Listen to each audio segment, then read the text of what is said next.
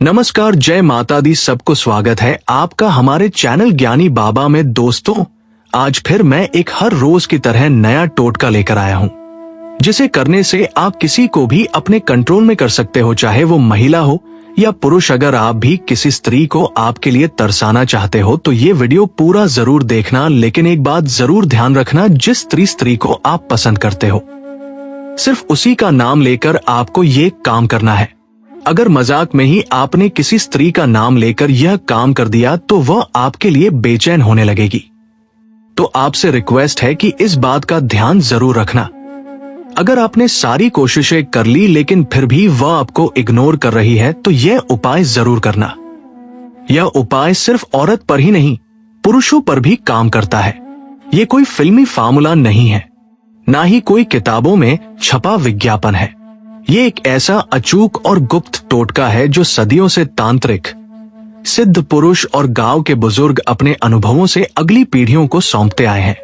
इसमें किसी मंत्र की जरूरत नहीं है, ना ही कोई बड़ी साधना करनी है। बस एक छोटा सा काम, और वो भी तब जब तुम दिन में सबसे हल्के और सहज मूड में होते हो, यानी पेशाब करते वक्त। अब ये मत समझना कि ये कोई मजाक है। तांत्रिक विद्या में ये समय शरीर और मन की ऊर्जा को मुक्त करने का समय माना जाता है।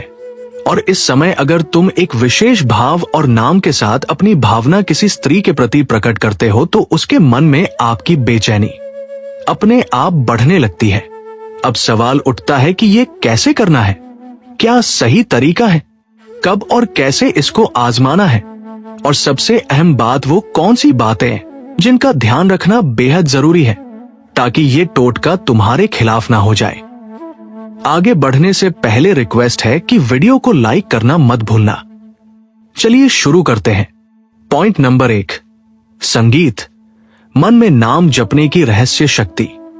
अगर किसी स्त्री को अपने प्रति आकर्षित करना है, उसे अपने प्रेम में पागल बनाना है और उसके अवचेतन मन में अपनी जगह बनानी है तो पहला वो सबसे शक्तिशाली कदम है नाम जपना, वो भी मन ही मन। लेकिन ये जब किसी मंदिर में बैठकर या ध्यान अवस्था में नहीं करना, बल्कि तब करना है जब तुम सबसे सरल, सबसे निष्क्रोश और सबसे प्राकृतिक अवस्था में होते हो, यानी पेशाब करते समय। अब ये बात थोड़ी अजीब लग सकती है क्योंकि हम बचपन से सिखाए जाते हैं कि पेशाब एक शारीरिक क्रिया है, उसमें कोई तांत्रिक या मानसिक ऊर्जा नहीं होती। लेकिन यही तो रहस्य है। तांत्रिक विद्या कहती है कि जब शरीर किसी निष्क्रिय स्थिति में होता है, जैसे संगीत कि मल मूत्र विसर्जन के समय, तब व्यक्ति की चेतना एक खास तरीके से खुलती है। मन शांत होता है, कोई दिखावा नहीं होता, कोई तनाव नहीं होता। यही वो समय होता है जब तुम पूरी सच्चाई से किसी भावना को प्रकट कर सकते हो। अब सोचो, जब तुम उस स्त्री का नाम उसी समय अपने मन में दोहराते हो बिना बोले, सिर्फ मानसिक स्तर पर, तो वो भावना सीधी ब्रह्मांड में एक कंपन, वाइब्रेशन के रूप में फैलती है। ये कंपन कोई साधारण तरंग नहीं होती, ये तुम्हारे दिल से निकली हुई प्रबल इच्छा की तरंग होती है जो सीधा उस स्त्री की चेतना तक पहुंचने लगती है। अब सवाल यह है कि यह कैसे होता है। दरअसल हर नाम में एक ऊर्जा होती है। जैसे हर आवाज की एक तरंग होती है, उसी तरह हर नाम की भी एक लहर होती है जो ब्रह्मांड में फैलती है। जब तुम किसी स्त्री का नाम पेशाब करते वक्त सोचते हो, और वो भी बार बार, तो तुम्हारा अवचेतन मन उस नाम के साथ एक जुड़ाव पैदा करता है। यह जुड़ाव किसी भी साधारण कल्पना या सोच से ज्यादा ताकतवर होता है। तुमने देखा होगा कि जब कोई तुम्हारा नाम लेकर तुम्हें पुकारता है तो तुम पलट कर देखते हो, वो नाम तुम्हारी चेतना में बसा होता है। अब यही प्रक्रिया जब तुम उस स्त्री के नाम के बार बार जानते हो, साथ अपनाते हो, तो उसका असर सीधा उसकी चेतना पर होता है। लेकिन यह असर तब और भी गहरा होता है जब तुम यह नाम जप एक विशेष अवस्था में करते हो, यानी जब तुम पेशाब कर रहे हो उस समय शरीर से एक ऊर्जा निकलती है, एक प्रकार का शुद्धिकरण होता है। शरीर की अशुद्धियां बाहर जाती है और आत्मा थोड़ी हल्की होती है। ऐसे समय में जब तुम पूरी भावना से उस नाम को जपते हो तो उस स्त्री के अवचेतन में एक खिंचाव बनने लगता है। उसे खुद नहीं समझ आता कि अचानक उसका दिल क्यों बेचैन हो रहा है। वो खुद नहीं जानती कि क्यों हर बात में उसे तुम्हारी याद आने लगी है, लेकिन उसका मन बार बार तुम्हारी ओर खींचने लगता है। अब यह मत समझो कि एक दिन में असर दिखेगा। यह प्रक्रिया संगीत, यह कोई ताली बजाने जैसा नहीं कि क्लिक करो और असर हो जाए। तुम्हें नियमित रूप से दिन में 2-3 बार जब भी ये क्रिया हो तब उस स्त्री का नाम अपने मन में जपना है, बिल्कुल भावपूर्ण श्रद्धा के साथ और पूरी सच्चाई के साथ। तुम देखना कुछ ही दिनों में उसका व्यवहार बदलने लगेगा। वो पहले से ज्यादा कोमल दिखेगी। वो तुम्हारे सामने आने का बहाना बनाएगी, तुम्हारी तरफ देखेगी लेकिन नजरें नहीं मिला पाएगी। इस टोटके का सबसे बड़ा रहस्य यह है कि यह सीधे आत्मा से जुड़ा हुआ काम है। इसमें कोई धोखा, कोई लालच, कोई छलपट नहीं है। इसमें सिर्फ भावना है, सच्ची, गहरी और एकनिष्ठ। और जब तुम ऐसी भावना किसी स्त्री के लिए मन में रखते हो तो वो ब्रह्मांड के नियमों के अनुसार तुम्हारी ओर खींचती है। अब बात करते हैं कि इस जप के दौरान किन बातों का ध्यान रखना है।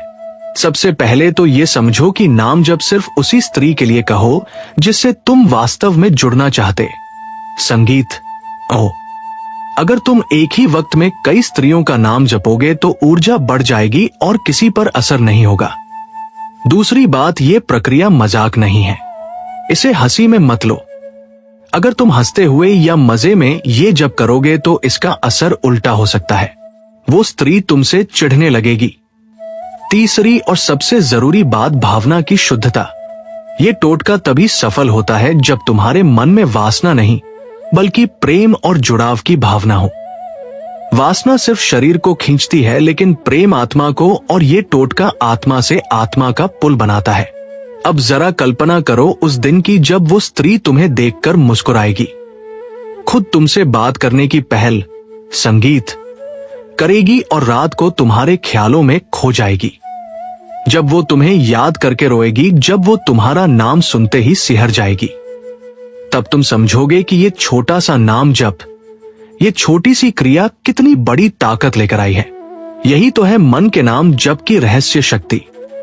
अब बात करते हैं दूसरे पॉइंट की, नाभि पर उंगली रखकर मंत्र बोलने की शक्ति।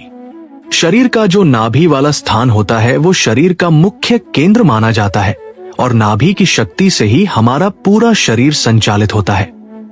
दोस्तों, नाभि एक ऐसा हिस्सा है जो हमारे मस्तिष्क की तरह ही कार्य करता है। जब भी शिशु अपने माँ के गर्भ में होता है तो उस बच्चे का जो संचालन होता है वो नाभि के माध्यम से ही होता है। नाभि की शक्ति से ही वो धीरे धीरे करके वृद्धि करता है और उसका पालन पोषण भी नाभि के माध्यम से ही होता है, नाभि के माध्यम से ही होता है। संगीत, तो ऐसे में आप समझ सकते हैं कि नाभि का कितना महत्वपूर्ण स्थान है।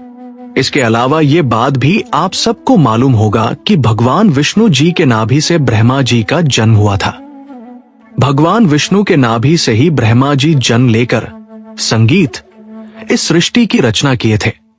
तो आप अंदाजा लगा सकते हैं कि जिसने पूरी सृष्टि की रचना की है उसकी रचना एक नाभि के माध्यम से हुई है और आप जो भी इच्छा रखोगे वो धीरे धीरे करके पूरी होने लगेगी।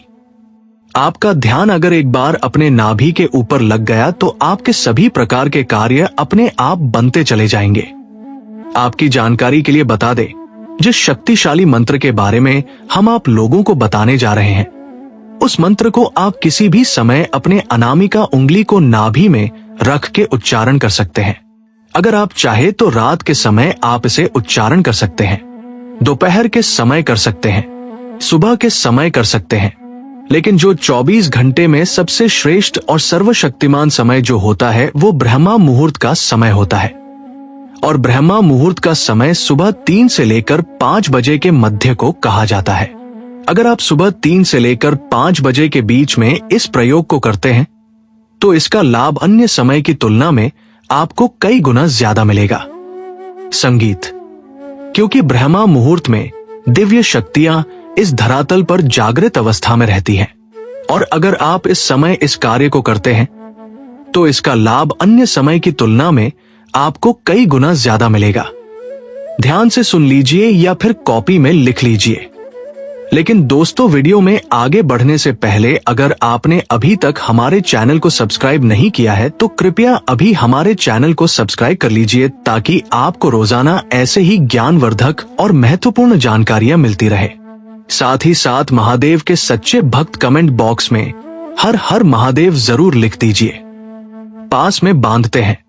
दोस्तों, इस प्रयोग करने के लिए सबसे पहले आपको सीधा बैठ जाना है। रीढ़ की हड्डी बिल्कुल सीधी, संगीत होनी चाहिए।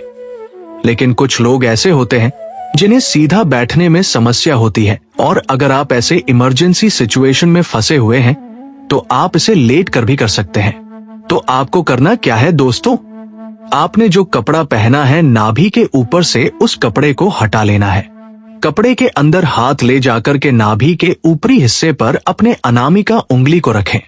आप निचले स्तर से भी अनामिका उंगली को अपने नाभि पर रखकर इस शक्तिशाली मंत्र को बोल सकते हैं।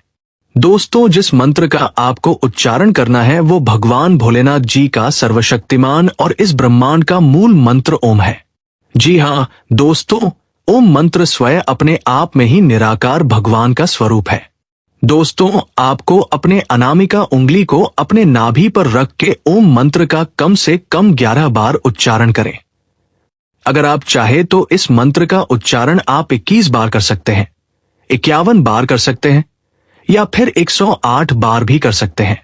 लेकिन इस बात का आप विशेष रूप से ध्यान रखें कि जितने बार भी आप ये मंत्र बोलेंगे, आपका ध्यान अपने नाभि के ऊपर रखी उंगली पर होना चाहिए। मंत्र को आपको मन ही मन बोलना है और आपका मन 100% अपनी उंगली पर होना चाहिए। संगीत। इस प्रयोग को करने के बाद आपके शरीर में स्पंदन होना प्रारंभ हो जाएगा। आप उस स्पंदन को महसूस करने लगेंगे, और दोस्तों, ये स्पंदन ही सब कुछ होता है। स्पंदन में ही स्वयं प्राणवत पूरा ही महसूस करने लगेंगे, और नाभि के ऊपर जब आपका पूरा ध्यान केंद्रित होगा तो दोस्तों, दुनिया में ऐसी कोई भी चीज नहीं है जिसकी चाहत आप करें और वो आपको ना मिले। जी हाँ दोस्तों, अगर आपके शरीर में स्पंदन होना शुरू हो जाएगा, आप अपने स्पंदन को महसूस करने लगेंगे, तो यकीन मानिए आपकी जो भी इच्छा होगी वो पूरी होने लगेगी। जहां भी आप जाएंगे, चाहे समाज में हो या फिर कार्य क्षेत्र में, वहां पर आपको भरपूर मान सम्मान, इज्जत और शोहरत की प्राप्ति होगी। इसके अलावा दोस्तों, इस क्रिया को करने से आपको आध्यात्मिक क्षेत्र में भी इतनी तेजी से तरक्की देखने को मिलेगी